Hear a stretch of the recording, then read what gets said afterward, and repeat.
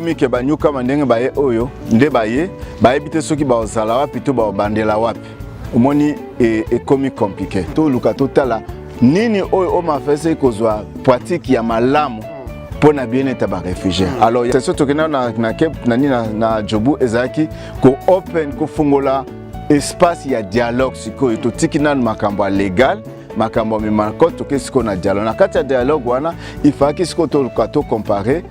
Demboka oyo eza ba réfugié ndenge nini na South Africa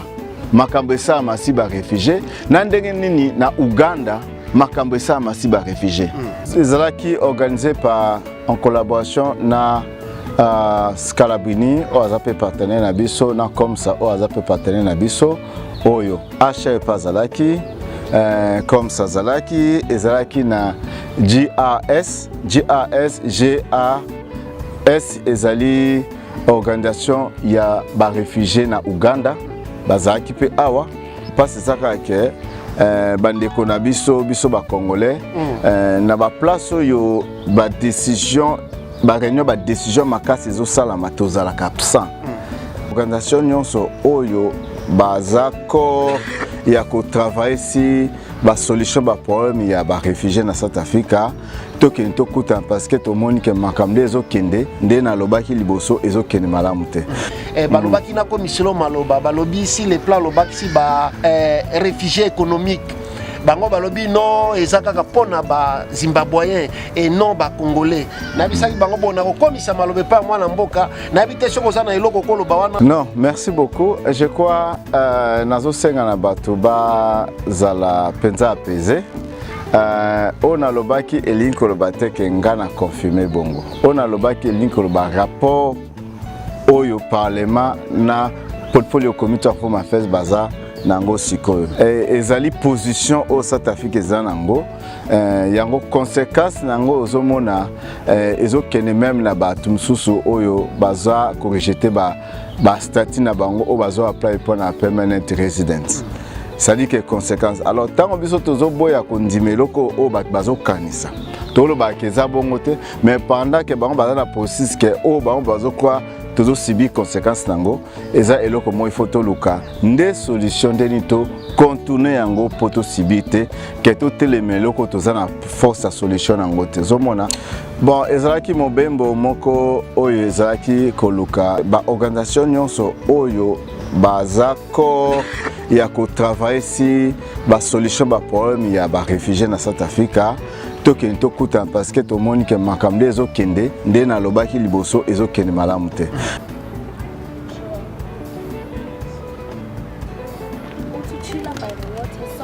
Okay, it's fine, ladies. It's okay. Place moko vraiment mémorial à en Afrique du Sud précisément na Cape Town na musée ya Cape Town pembeni ya parlement ya Cape Town où ezali site moko vraiment symbolique ezali na mémoire ya ba sud africain oyo basilaki na kokufa na tango ya esclavagisme. Donc c'est ça bayike bana mboka mbote na bino boye malamu lisusu na Mayangani TV. Mais na kati ya émission na biso éducation ya ba réfugié na ba salam sikas na kati ya Afrique du Sud. Tango nyonso bomonaka toyaka pembeni na mwana mboka Ezaï Mombilo chairperson ya société civile Afrique du Sud, c'est-à-dire ezali na ba information oyo esengeli bino bayike bana mboka o boza na Afrique du Sud boyeba mbote mwana mboka mbote ndeko na nga boni lisusu non kimia ezali vraiment ngana ebio mais ba misusu ba ebio misusu ba ebio te pona ba ebio te ko mi présenter les sociétés tango mususu bazolo ba ezali mwana mboka ezali mususu ngana kolo. Oh te merci penza ngai eza Mombilo chairperson de la société civile congolaise d'Afrique du Sud eza privilège pona koluka ko zana programme éducation parce que société civile eza pena na souci makasi ndeni ni éducation ya communauté na biso ekende efungwame koma munene de sorte que batu nyonso bazala capable ya ko yeba ko informer ba misusu ba information o ya bien ya solo ezala te toza na centrale ya information batu moka ne ba informaka batu biso tozo combattre loko, c'est-à-dire que ceux qui connaissance est partout mutunyo sa komi capable ya repérer information malamu ya ngonde zo ça la force ya communauté na biso pe puissance ya communauté so pe secret ya force ya communauté na biso e bombani wana mais ceux qui ezo sala mabongo te ezaka quelque batunde muntu ba dirige information alors que to multiplier ba capacité ya ba information te eza na bato belé alors to koluka to échouer peut tout faire faillir communauté na biso. Et ça privilège vraiment merci beaucoup de konanga. Biso nde to remercier moi na mboka pour na privilège pesi biso na baiki bana mboka. Mission to salaki mbalasima et pesaki polémique mingi na kati ya baiki. Majorité ya bato basepelaki nango na ba matea oyo te akina ba direction pesaki ba misusu pe ba lobaki eteno basepelaki na mayolobaki te ba lobaki na komisilo maloba ba lobi si le plan lobaki si ba réfugiés économiques bango balobi non ezaka kapona ba zimbabwéen et non ba congolais na bisaki bango bona ko komisa malobe pa mwana mboka na bité soko za na eloko koloba wana avant to kota na émission na biso alelo. Non, merci beaucoup. Je crois nazo senga na bato ba zala penza apaisé. On a lobaki elinko lobate ke ngana confirmer bongo. On a lobaki elinko loba rapport oyo parlement na portfolio comité of Home Affairs baza nango sikoyo. Même attendez na uti jobu tozaki na session moko penza yata ya ba travail on a uti to solango après nazaki na chairperson na standing committee ya Obabenga Kaska ma Mrs. Jean tozaki na e alors to soli pesi yango alors ezali position au South Africa zanango yango conséquence nango ozomona ezokene même na bato mususu oyo baza ko rejeter ba statut na bango o bazo apply pour na permanent residence. Ça dit que conséquence. Alors tant biso tozo boya kondimeloko o bat bazo kanisa. Tolo ba keza bongo te mais pendant que bango baza na processus que o bango bazo quoi tozo sibi conséquence nango eza eloko mo il faut to luka nde solution de to contourner yango poto sibite que to telemeloko toza na force à solution nango te zomona. Alors il faut za na force à solution eloko po telemeloko mais so za na force à solution eloko te et que batu ba moni ndengwana atolo bite ngaza muibite batu ba boza muibi sikoyo yo moko ebi koza muibi te mais batu ba ebi ke ba traiter yo bazo engage no na kombo ya muibi. Eli kolobake ato sabu na makasi olonga te. Siko il faut bana koluka stratégie ndenge nini oyo koloba tandenge ko vivre tande osaba bana ke te ya soto kanisa ka muibi meto monika za muibi te à cause ya eloko oyo décider ko weka ngo out ko travailler ngo de sorte que image wana ezala bongo te. Alors eloko peut-être na ko conseil na communauté ngwana ezeloko yo position ferme. Quand tu as une mission ya kolobande tozaki na jobu pour na travail tozaki nango nde mingi ba comprendre au juste ba réalité zandengene. Merci mingi mwana mboka, merci mingi na baike na banzi bozi bopole tokoti mbala moko mwana mboka uti mobembo to uti kozwa kaka sikoyo auti mobembo meyebisa biso mobembo kindaki na Jobour na Pretoria ezalaki sir nini ezalaki sir biso ba réfugié ou bien ezalaki mobembo moko privé. Bon, ezalaki mobembo moko oyo ezalaki koluka. Je crois na makamna expliquer ki na émission elekaki o tozaki na programme éducation. Yango nde muntu ezalaki penda koluka kosala ke ba organisation nyonso oyo bazako ya ko travailler si ba solution ba problème ya ba réfugiés na South Africa. Token to kuta parce que to moni ke makamde ezokende nde na lobaki liboso ezokende malamu te. Alors il fallait to ke kokutana ezaki scalabini nde muto initiaki yango na comme ça pour na koluka kokutana de sorte que to solo la si makambu sikoyo ezali boy. Solution nini. Alors voyage ezaki concernant si solution to raisonner ensemble na ba organisation nyonso o bazali na musala ba travaka tout autour ya makambo etali ba réfugiés ba aslam sika na ba migrant to lukato sangisa mayele de sorte que to ya na proposition moko boy et pas Home Affairs. Je crois que Home Affairs pas à qui on a présent sauf que directeur général ya Home Affairs ya ba réfugiés à la quitté empêchaki a tindaki manager général ya Pretoria ya centre réfugié Pretoria aya azaki présent na pe na chairperson ya Sandy Committee ska azalaki na quelques officiels ya Home Affairs pe bazalaki wana. Alors ezalaki question ya koluka to discuter si ba problème à réfugiés en face na ba comme ça va répondre biso to peut pas sa vie comme ça total ndeni to locato ya la proposition parce que to monique c'est comme si makambezo kende malamte raison il y a voyage il y a nini il y a jobu yangwana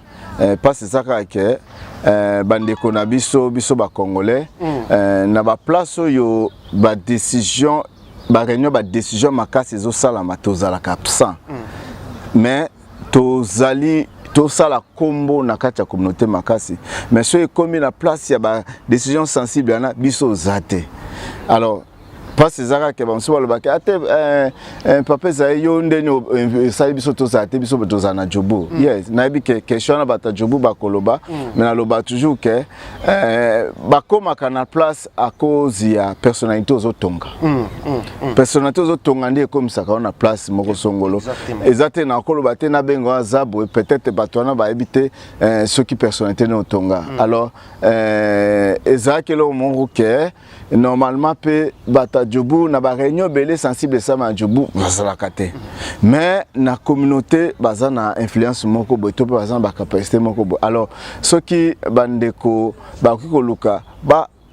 créer personnalité moko eko attract bango to eko benda bango bazala na considération na ba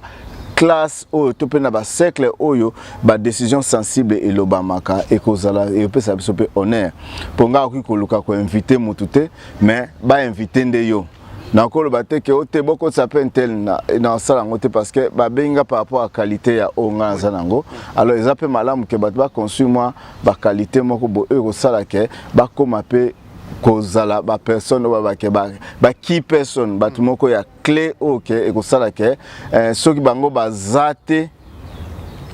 eza déséquilibre alors baba ndape ko luka ko engager na ba kokota na ba plateforme wana o eza ba décision moko influent neti G20 ezo sala makala mingi te je crois eza malamu bato jobu pe baza visible wana neti dialogue national ya South Africa ezo sala eza malamu bato baza pe visible wana eza te ke ya ba sud africain te ba eza bato nyonso na zape na kati ya commission wana alors ndeni to zala kana place ba décision esala makasi biso eza important vraiment merci mingi mwana mboka baike bana mboka na banzi bo manyoli bo sosoli ndenge mwana mboka uti ko expliquer na vie na makambo tout ozo sala isengeli to cha série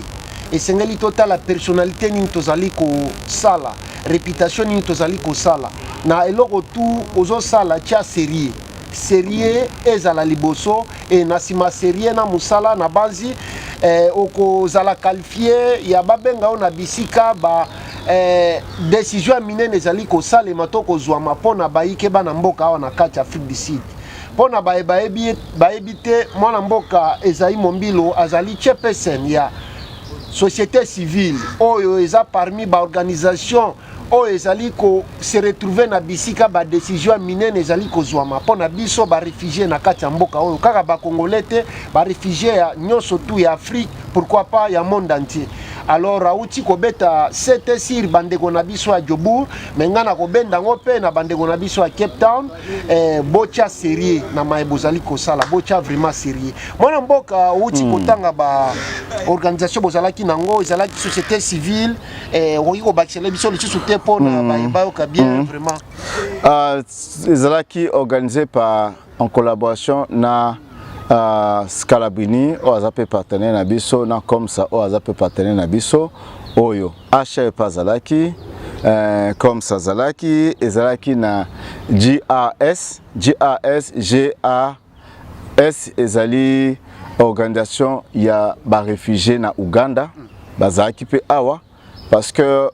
na ko expliquer pourquoi bazaki awa avec le temps tant aux na masolo tozapena alors pourquoi bazaki awa ezaki parce que ndenge Afrique du Sud eza na refugee act na bango bazana loi moko ezali malam mais baza na processus moko na ba régulation moko to pe na ba implementation moko o ezali ko pénaliser bato nde to lobaki liboso ke na bandeli likambo ya accès à documents ezalaki direct okeka bwe pan olobi ba pesio asala msika na tana bazozela abozela pona statut na to pona deuxième interview na ndenge ezalaki nyuka mandenge baye oyo nde baye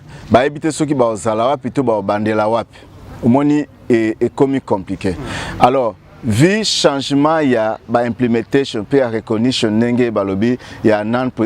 principle of non refoulement c'est-à-dire ko ko zongisa mutute parce que azana intention ya kubakisa ngunda to azala protéger na mboka na yo ko zongisa été selon ba résolution ya loi convention ba réfugiés ya 1951 ko zongisa mutute alors biloko ani changer ndesiko yo vindenge makambo komi difficulté zali ndenge Scalabine kendaki na high court ya Cape Town résolution des alaki mais difficulté zake il faut baser la constitutional court nde epesa décision finale ya soki décision oezomaki na high court ya Cape Town ekoki ko chama en application comme ça et ko affecter ba moko changement moko na loi alors hors de ko na constitutional court et ko zonga na parlement qui revoir nini loi lisusu po ba implémenter loi mususu asika par rapport ya oyo jugement pesaki alors démarche wana il faut que sikoto luka alternative mususu ndenge nini to meka parce que alternative ezali bokena cote yes bokena cote bolongi partiellement à 100% parce qu'il fallait finalité dans la constitution cote mais pour mes asiko il faut bokende na voir mususu ezali au lieu que bokende ko bebsambo na legally boluka bo créer dialogue pe alors oyo c'est surtout que na jobu ezaki ko open ko fungola espace ya dialogue siko to tikina makambo légal makambo mimanko to kesiko na dialogue na kati ya dialogue wana il faut que siko to comparer demboka oyo ezana ba réfugié ndenge nini na South Africa makambo esa masi ba réfugié na ndenge nini na Uganda makambo esa masi ba réfugié ozomona biloko ami balefa ki toya na organisation ya oishaja kana ba réfugié na Uganda EAP eluka ko expliquer biso OK bino kuna ezakani lo ezakani soki réfugié akoti mukola liboso processus ezakani e bandaka nini ezora combien de temps et sala kanini ekendaka wapi kezonga ka wapi soko talipe na South Africa processus ezande nini ezakani ekena alors ezaki session ya comparaison na présence ya Home Affairs comme ça to luka to étudier the best way na région topé na ko comparer East party ya Africa na South party ya Africa nini oyo ekoki kozala mieux na ba pratique moko mieux pona ke protection ya ba réfugiés ezala assuré ezala na ba complication makasite ezaki siko système ya comparaison ya des systèmes ya processus ya ba réfugiés na de mboka moko ezali na côté ya East ya Africa moko ezali na côté ya South ya Africa comme ça to luka totala nini oyo o mafese kozwa pratique ya malamu pona bien-être ba réfugiés alors yango moni JAS eza organisation o ezali ya nini ya ba réfugiés ya Uganda o ezali ko s'occuper si tout ce qui est possible ya ba réfugiés tozaki pe na sima ezali ba msu ba ebakate ezali kaka Scalabrini mais bango alors tozana sima batumi baye baka sima te sima ezali dirigé par chairperson ya nini ya Scalabrini o azali yende mutazo dirigé Scalabrini parce que Scalabrini est un directeur est une directrice plutôt oyo James azali chargé à advocacy mais tozape siko na chairperson o azaka prêtre yemuta azaka déjà kasima sima ezali koluka kosala etiti mobilité c'est-à-dire que mouvement ya ba migrants ba réfugiés na région ya South région d'Afrique alors bango bazaka mi ba recherche bango ne mutu baskendaki kosala recherche ya kotala ndenge nini traitement ya ba réfugiés na Uganda ezalaka pour comparer na South Africa ezana livre pe oyo na bosa de faina ma livre ngo oyo ezalaki recherche oyo ezalaki présenté kuna tozalaki pe na Catholic Center for Legal and Service oyo ezalaki pe wana je crois ezalaka pe na Jobu tozalaki pe na comme ça tozalaki pe na ICMPD ezalaki wana société civile ezalaki wana tozalaki pe na South Africa Refugee Led Network ezalaki wana oyo tomekaya kotala HRP ezalaki kwa na bosanité na ba organisation misusu neti ba lawyer human rights bazalaki wana ezalaki pe na ba nini ya ba réfugiés na Durban ezalaki pe wana nini ba réfugiés ya Pretoria ezalaki wana ni ba réfugiés ya Jobu bazalaki wana alors ezalaki batu nyonso ba organisation nyonso oyo travaillaka durement pe ezalaka touchaka ba dossier sensible ya ba réfugiés pour na solution to beta solution ezalaki wana pour na koluka voani ni tozwa solution ya malamu alors ezalaki d'abord présentation ya recherche wana alors tant présentation et recherche c'est salami nde siko to ekoluka siko premier jour ezalaki d'abord présentation wana deuxième jour siko ezalaki siko OK présentation yango comparaison yango yo alors Home Affairs ekende liboso na ba tunyonso bazalaka na misala tout ce qui est légal na HR comme ça tout na ba question tous la solution ensemble. Alors ezaki purement dialogue, il y a ba question sensible, il y a biloko union sensible pour la solution, il y a ba réfugiés par rapport à la réalité ndengezo kende siko sombre na avenir ya ba réfugiés. Alors ndenge to luka to stopper d'une façon il y a dialogue, pas d'une façon il y a comme manakot, mais d'une façon il y a dialogue. Pendant que processus il y a légal, il y a côté zo kende, mais de l'autre côté dialogue peut to luka total ni toi nango ensemble. Alors ce qui de quoi que permettre na ko ça ma comparaison moke na ndenge ni processus il y a processus ba réfugié na Uganda ezaka na bolimbi sipo na okato maloba na bazina baike bazotala biso na ndako balingi bayeba siko na kati wana Home Affairs azalaki wana na ba réfugié ba organisation ba réfugié ba Uganda bazalaki wana par rapport à comparaison bosalaki. Est-ce que l'Afrique du Sud a traité les réfugiés na basalam sikas ndenge moko na Uganda ou nani azo traité mieux? Bon, vraiment merci beaucoup. Alors, eza eloko moko très important communauté et comprendre dango bien. Ya onde ko pesa biso anglais ya komona lobby na biso ndeko ikosala. To bayana na Uganda. Uganda soki réfugié a commis. Selon loi na bango ezali babengango prima facie et kolobake réfugié soka komi automatiquement nini bureau ya awa na South Africa ezaka dirigé na Home Affairs. Mais na Uganda makamba ba réfugié ezaka dirigé na bureau ya premier ministre na bango. Eza na affaires étrangères na bango te mais ezali uniquement na premier ministre na bango bureau na ende dirigé kango. Pourquoi? Parce que bureau ya premier ministre eza chargé na makamno ezali désastre. Ba désastre nyonso nde mutu za chargé nango. Alors ba préférer que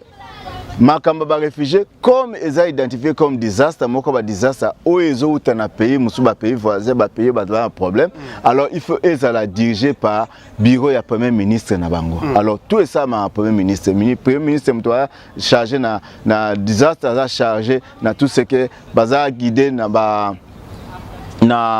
ba soda oui mais ezali problème moko désastre ya ba pays africain il faut eza charger kuna pendant que na Afrique du Sud ezala Home Affairs ne muteza na makamnyoso mais kuna ezali premier ministre conception ezali selon bango président Uganda Museveni na quelques ministres na bango baza na compréhension moko flexible makambo etali ba réfugiés à cause ndenge bango moko bazaka ba réfugiés. Alors quand ils ont dirigé conception ba réfugiés bango moko bazaki ba réfugiés baza exemple bazo comprendre les kamba que réfugiés mieux par rapport na South Africa eza batu oyo baza ko zala penza na conception ya ko comprendre to ba vivant na onté qui réfugié quelque part. Alors eza na nuance ya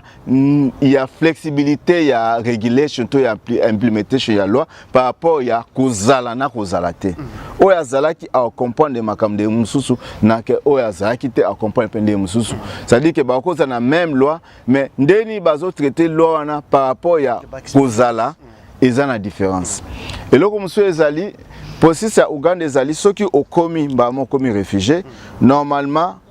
oko bako traiter yo na boda au sala application na yo tant on sa application na et kende na et pas premier ministre processus ya yo aslam sika nyukama ti kokoma réfugié ezwa ka 90 jours seulement 90 jours seulement 90 jours nyon so aneza 90 jours net 3 mois kaka ya 3 mois kaka pour makamno so eza finalisé 3 mois 90 jours ba déclarer ba moko réfugié soki ke ba rejeter yo ozana droit ya ko appeal pe et kozwa processus boko ya 60 jours pour ba sa décision finale alors ceux qui va rejeter ba kozongisa yo mais du point de vue record il y a nombre bateau yo bazo approuvé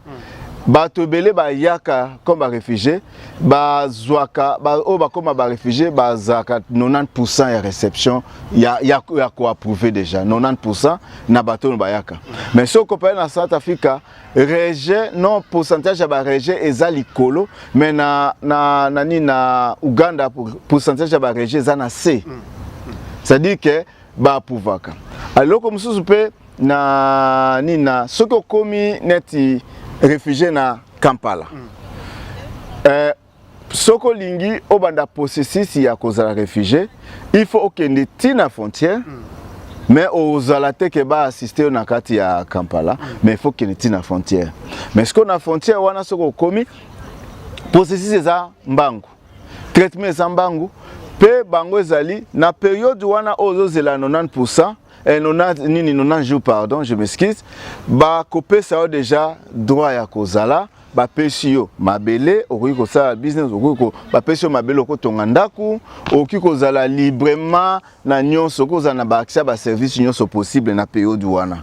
eza te ke ba ko bloquer yo ke il faut zela okufa te ça dit ba fungole yo liberté pona koluka kolaksa ke oza humain il faut ba droit nyonso wana ezala ya ba hôpital ba nini pendant que possible ezali pe ce que sili ba ko considérer alors ce que zui réfugié wana okomi bala moko kende partout ki kozala pe ozana accès rapide ya koluka pe ko kena processus ya kokoma pe Uganda mais ce que loko musu pe za importer zali que na ba pays nyonso Afrique deux pays kaka oyo soki ba komi il faut automatiquement soki ba lani statement bango il faut automatiquement ba ko bazwa ba sati ya réfugié na bango sans complication sani ezali Sud Soudan na Congo Congolais aza mutu oyo soki akomi automatiquement il faut azwa nini statut na yani ya oza automatique ezaka poza Congolais alors yango na question na kati ya conversation na tuna ki Home Affairs na kati ya malobati yango na lingi na kuitawana na banzi baike bazoloba mais journaliste investigation zo tuna mituna te pona nini na wana vraiment par rapport ya mao utikoloba oyo experience ya makambo zoleka na Uganda na ozoleka na Afrique du Sud Home Affairs azalaki wana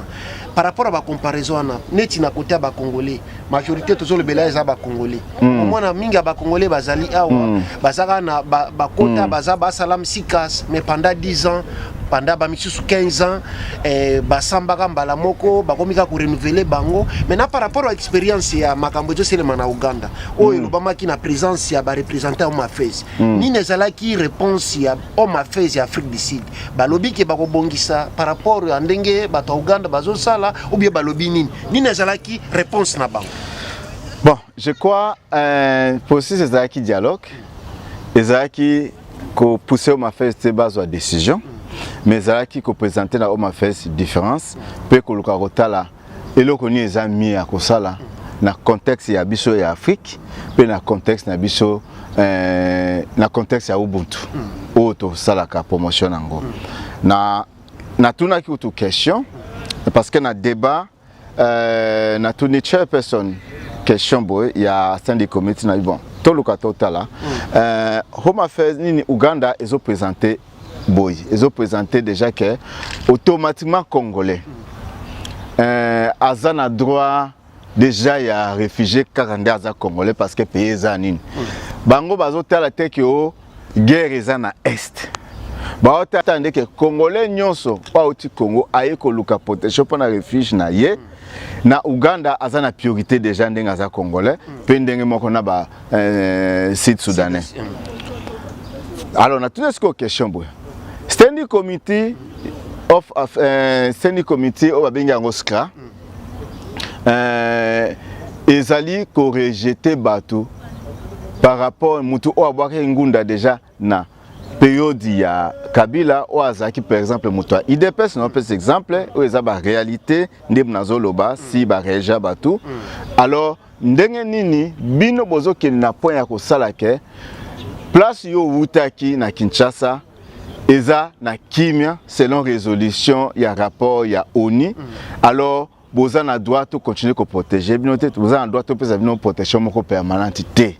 il faut bozonga ndenge nini bino na South Africa bozo luka bo rejeter ba congolais na koluka kozala na décision moko par rapport ya région to par rapport ya province au bazali to ba outi alors que Uganda ezo tenir compte na place mutauti te et le tenir compte na mboko mutauti problème nango eza problème général collectif ndenge nini esala te ke mutu oya bakse ngunda na période ya Kabila oyo azaki muta IDPS akomi na ngunda akomi sikoyo réfugié et puis alinga apply pour la résidence permanente bino bozo bloqué parce que nini gouvernement na ye nini parti politique na ye ya Félix Ekomi Peli Soussou a déclaré que Aza toujours na insécurité, Aza na assurance à protection, bino bozo rejeté pour nini. Alors que si tu compares na Uganda, ba tenir compte na région, place province mutaotité, ba tenir compte ya eloko collectif. Alors expliquez biso comment bino boza na kumona ndenge Uganda ezomona te comme ça ezala privilège ya ba congolais na South Africa bo comparer. Alors réponse na ezala ki boye moni politique. Il faut répondre sur politique parce que Bazaki recommandé politiquement selon ni baloba ni balobate ni ba répondre selon nani ya chairperson aska alobi que non eza nini moko malam mais pour mes zali que bango bazo tenir compte na makamndengo wana te bango bazo tenir compte ndeke bakoki ko lukate ba pesa yo protection na eloko oyo ezali ezana raison te qu'il faut ba continuer ko protéger pendant que raison na ezalaki oyaki parce que vie nezalaki en danger mais ce que ceux qui likamba vient en danger on est pourquoi bango il faut ba protéger mais toutefois na débat ndenge ezalaki parce que ezalaki question open o na tunaki na débat ezalaki que il faut pas tenir compte na nini oyo eza malamu parce que pratique wana eza malamu te na contexte ya Afrique eza malamu te ezo peut ça déjà exclusion to discrimination quelque part. Alors réponse à ça qui angwana mais malgré réponse wana ba notati yango ndeni ba luka ba kende ko proposer na Home Affairs na ba réponse nyo pe na ba résolution nyo ezaki pe na ba question mususu aussi dire o ezake mutu abwakisa ngunda pendant des années aza toujours na aslam sika ndeni niti jusqu'à ce que aboti na bana bakoli bakomi na 20 ans tanga komi bana bakomi na 20 ans 22 ans boy alemba moko boye ko rejeter il faut kanga biloko azonga bo concevoir ngo ndenge nini parce que ceux qui bosaki déjà processus moko ya dire parce que Afrique Sud ezana loi pe ya dire. OK, loi ya dire nango ezali koleka plus de 6 mois te pona ma finalité zala mais pour mes ezali loi te pour mes ezali implementation ya loi wana na respect ya ba regulation nde mutu place pour mezali na système xénophobique na institution ya Home Affairs nde mutu zo bloqué mais loi eza nango bien ce qui que Home Affairs est tellement landa loi bien je crois biloko mususu ekozana nango penza na problème alors biloko mususu to discuter ki pe na Home Affairs na manager général ya Pretoria nani comme n'écoute nani Kombo Kimi auto discuter ki ezali pe que parce que yem taki représenter directeur général azaki recommandé parce que directeur général Mandla azaki empêché selon ndenge mais nayebi ke ba alinga penda ko ya na ba conversation ya ndenge wana te ezalaka pe moi difficile pour na ya pour ba question monsieur eza pas à répondre mais pour mes acquis que normalement il fallait batuba comprendre selon nani Home Affairs que bango position na bango ezali que bazo luka ndenge nini baluka bakase likambo ya ba économique bazongela kango lisusu ndenge question tunaki ne bandeli na question bat ba mitunaki alors bango baza toujours na problème que surtout ka ba congolais et comme il est compliqué même à tête aucune na ba résolution de to sa solution ya makambo ya ba réfugiés et solution zoma o ma fait ezonga e corriger ba règle corriger ba bloc nyonso mais bien que yango Congolais a toujours un problème. Tu as une difficulté moko. Difficulté à monsieur zana débiloko. Et le quoi libération zali et le quoi libération zali o tozoloba. Par rapport à la réalité zana mboka, yami balé zali ndeni ni tozo process pour la approche ni to sala pour la dossier na biso zala différent. Na approche na zoloba ndeni. Ba Somalien ba osande, ba Somalien ba koluka ba ya collectivement na esprit moko ya bomoko pour la apporter solution collective. Mais biso tozoya nakoka bwana pour la apporter solution collective. Au moins la différence. Oui déjà au kabwa, o déjà azakana ote, o andimaka ote, o azo reconnaître que onda ko salabo. Bazo reconnaître que muto ndem muto collaborer na pas ko salabo tope yende muto ko za na poto lukato za solution malam biso za bongote. Alors, man la bisinga ke eloko wana non man la tête. Nani ya Home Affairs ya Pretoria manager abisanga ke eloko wande mutezo boma bino ba Congolais bwana problème très sérieux oyo ezo sala ke bozala disqualifié na makambe façon na bino ka osala makambo na chairperson aska abisinga apesi exemple abi isa kana likambo likambo très important et comme sensible Congolais toujours traité dossier à Congolais pour nous approuver à sa résidence permanente. Et tikali 8 jours, il faut à sa résidence permanente. Congolais wana ake ko sa résidence permanente avec.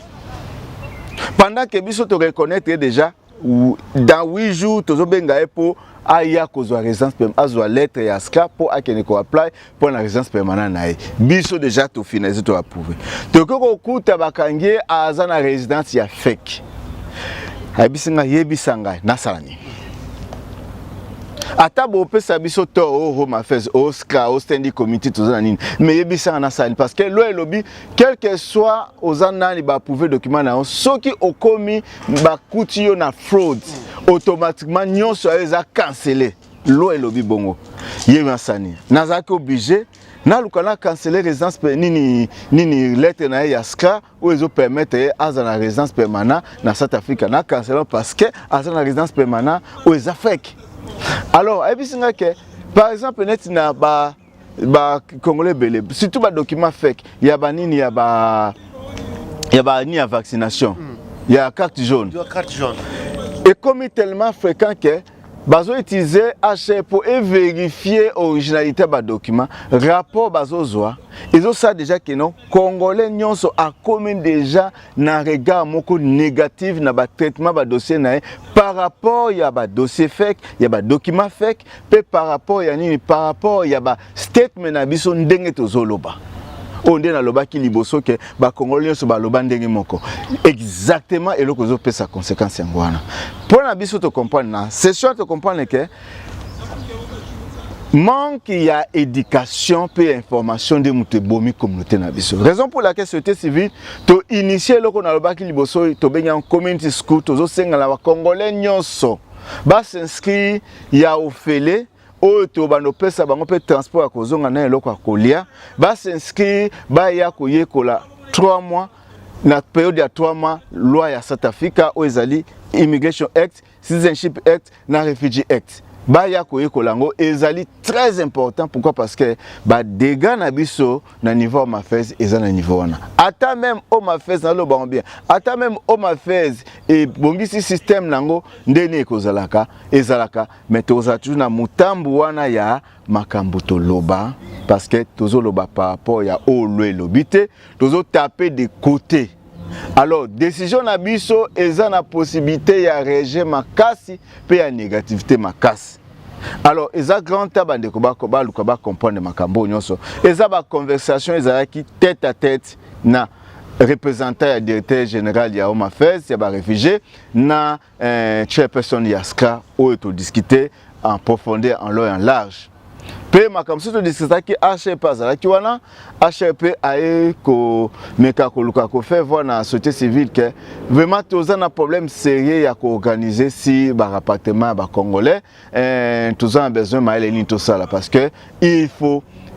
likambo ya rapatriement ba congolais et sala makasi eli ko lobaka soki na lié insistance ya rapatriement ba congolais soki pe na lié position à Home Affairs eli ko lobaka tozali na ba congolais ebele o ke to ndima bango bazala awate alors alternative ya kozonga na bango h zala channel pour na retour na bango définition na nga zango ngwana nde nazomona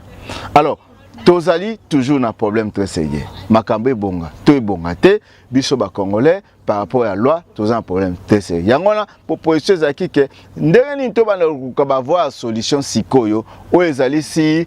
ba Jean ba permis déjà to banaja koluka ko négocier na meka pe ko so na chairperson aska parce que toza monde que to monique il faut alternative ezala parce que déjà ba congolais ba sali famille awa ba boti awa ba komi awa bana ba yebisu tendeli ba kozongo ba sala pe en plus de cela bana wana bazali so bozana relation malamu ya Congo bozana de relation diplomatique malamu makamno so malamu mais ekoza malamu ke boza pe na souci à venir mboka na parce que lobi mboka na ekoza bénéfique pour na bino alors ba o ba ko sala lobi mboka na eza jeunesse ou eza awa siko boko empêcher bango ba so éducation malamu de ni parce que bazala jeunesse o ekoza lobi o ekoza na collaboration malamu collaboration bilatérale na bino awa alors na faire voir que non, il faut to luka voir solution, tout en deni et que sala voir les diplomatique, to travailler par recommandation. Journal liboso estalaki comparaison. To travailler si par comparaison, place ni Afrique d'ici les en faiblesse, place ni sous des en faiblesse, to travailler. Alors, soudain le baki boy, Afrique d'ici bien en ezali bazana basignaki déclaration na bango ya convention à Genève si libre déplacement c'est-à-dire que free movement mutoye akoke nae akota manazali ezeloko moko malamu Uganda bazana système ya free movement na ndenge mususu c'est-à-dire que bango d'abord il faut l'enregistrer nde mutu dikama c'est free movement banda osala enregistrer mais mingi baloba ke Uganda ezana ba camp mais bango mo balobi bango bazana système ya kanté bango bazani na système ya resettlement c'est-à-dire que eza kanté ezali batike bino liberté bo ça mais procès ezali bo obandana na kozana enregistrer nde okota siko na mboka librement mais ceux qui ont enregistré déjà comme na liberté moko boya tout déjà alors bango baza batie bututi na camp mais ali bazo pesa mabele lente OK réfugié za na droit mabele ba opesa yo tongi na yo ndako no sanini mais ça juste place pe na communauté na bango zaneti communauté na bango ezana ngambo ba réfugié pe ba ngambo mais ba pesa mabele ozala libo tonga na yo ekomi ya yo. Alors avantage na bango ba osala ngwana du point de vue nombre ba réfugiés Uganda eleki na nombre ba réfugiés koleka South Africa. OK. Musika. Alors, bien que yango, Uganda est au pouvoir traitement, il y a santé, et au pouvoir bas service public, il y a nini. Bien que l'économie à Uganda est à l'icolo, net il y a South Africa, mais bazo zala capable de pouvoir babilo ko agnon son éducation sans problème. Mais à Félicite, ils ont déclaré que l'économie n'a pas un problème, bah n'a pas côté classe T, bah ni bah étranger, bah on misa n'a biso. Bien que c'est là. Bien que connaît bangoza makasi mais bazo kokate koluka ko apporter service wana ya ba réfugiés ndenge fallait eko ezala pendant que Uganda économie na bangoza na se mais bazo ko sala mais South Africa économie ezali kolo mais ba créer mais entre temps économie ezali ko ba créer problème wana mais nombre ya ba réfugiés na bangoza muke par rapport ya Uganda au bon la différence pas ezali alors comment batu mususu bazala capable ya ko sala loko facilement peut Afrique si zana économie makasi est capable de. Puis en plus de cela, niveau ya rapidité à service, peut il y a considération ya dossier à réfugiés na Uganda ezali traité avec plus de considération que dans South Africa ndenge comme sikoyo. C'est-à-dire que niveau considération za penza makasi nanime na Uganda bureau ya premier ministre dossier ezoke za na bato baza penza na yango bazo travailler si yango permanent pour la solution ça mabasa rapide ba traiter mutu mabete aluka azala mutu mo aza de considérer. Alors voilà un peu babilo kwa miketo remarqué na session oyo et zalaki na Jobu et ba point ezaki ebele. Deuxième jour ndezaki siko ya ko élaborer ba nini ba résolution et ba proposition ndeni photo de décision collective na Home Affairs. Alors moko ba proposition ezaki que OK Afrique du Sud, il fait comment et adopter le système net il y a Ouganda, de sorte que dire il y a temps, il y a document et comment P service na bango échanger P basala département moko o kozala capable effectivement pour na speed up processus il y a ba document ba nini P baluka balongola culture wana déjà ya ko écarter mutu avant bo traiter dossier na. C'est-à-dire que coach déjà doute. Par exemple, on a une interview na mutu, au moins déjà pour cette interview ils a déjà bazo lobiso o balingi bal o loba de sorte que ba rejeter. Alors que na Uganda bazo lobisa yote ba otiko loba. Peso tal na South Africa au mona déclaration ba osala pona régime réseau ba pesa pona régime mutu ezali kaka régime moko oyo ba tiako mukuse pe na forme moko oyo sala ke ekende na ndenge lona bango elobi pona régime na yo.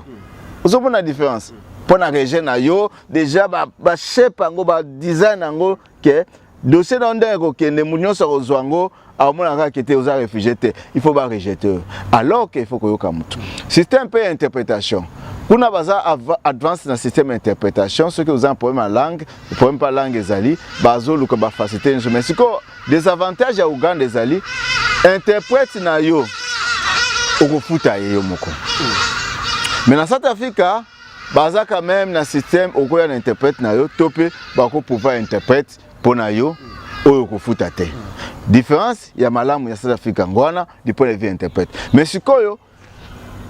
des fois, il y a interprétation, il y a South Afrique ezali. Tant que vous interprété, interprète déjà interprété aux olobate. C'est-à-dire que tant que déjà vous interprété aux olobate, ezamba moko kene na conséquence il y a décision na yo ndenge kozomasi mukanda na yo. Alors conséquence wana eko coûter mutu vie. Ngamo na zo expérience nango na kenda ko assister na interprétation, il y a cause à témoin interprétation ya Home Affairs na congolais moko jusqu'à temps na yoki congolais mususu azoloba na téléphone azo interpréter likamba congolais mususu na kati ya Home Affairs pona zo mukanda congolais wana azo interpréter na téléphone azoloba oyo congolais azoloba te congolais na congolais nga moko témoin nde na yiki koyebisa na bato ya seniko nani ya appeal bot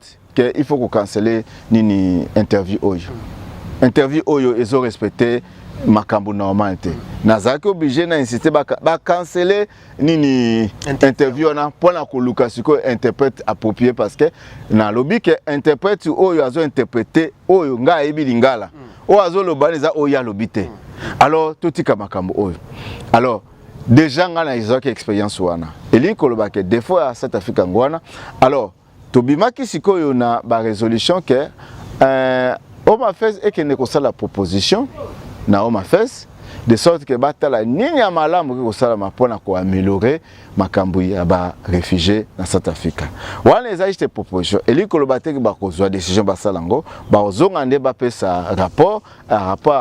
rapport à rapport na ndeto koluka tota nto kosala et puis intention ezali sous que il faut to organiser sous dialogue mususu na ba eza proposition to yokanaki après session oyo na ba institution nyonso ya South Africa gouvernement eza nikolobake